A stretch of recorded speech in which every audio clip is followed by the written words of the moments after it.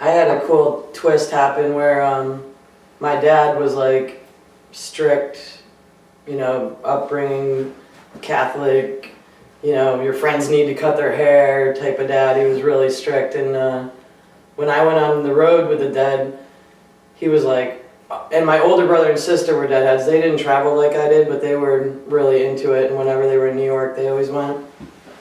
So when I left and went on the road, my dad was like, what is she doing? And he needed to like figure out what was going on. So he like went at it like, I'm gonna get to the bottom of this, like it was something bad. I was in a cult or something had happened.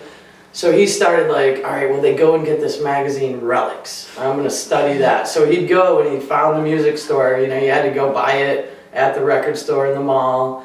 And he'd look in it and he'd study everything in there and he'd be like, aha.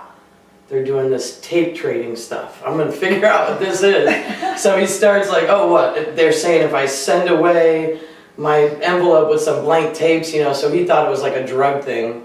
And so he started sending away for tapes. And then the music would arrive and it'd be like a cassette tape and he'd look at it and be like, is there something in it? Then he'd play it and he'd be like, wow, I kind of like it, like the music's pretty good, And then he like found out about like Jerry Band and all this other music that like anybody of any age would like.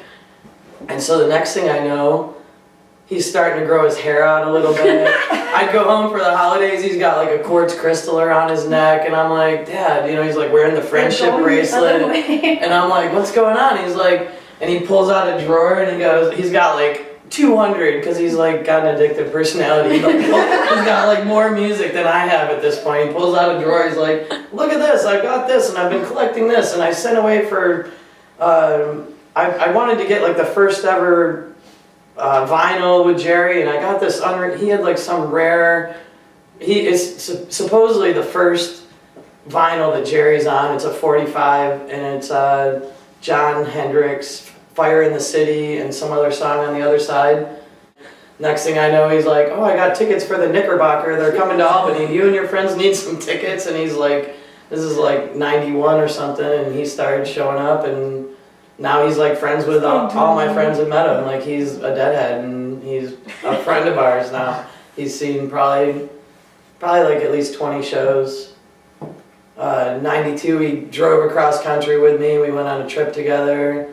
And he was in California for 8 days. He saw 3 Oakland Coliseum Dead, 3 Jerry Warfield, Yorma at the Great American, and then one day in Santa Cruz in the mountains, like at a solar-powered ranch with horses. And he goes, okay, you're never coming home. I get it. He's like, I get it, have fun.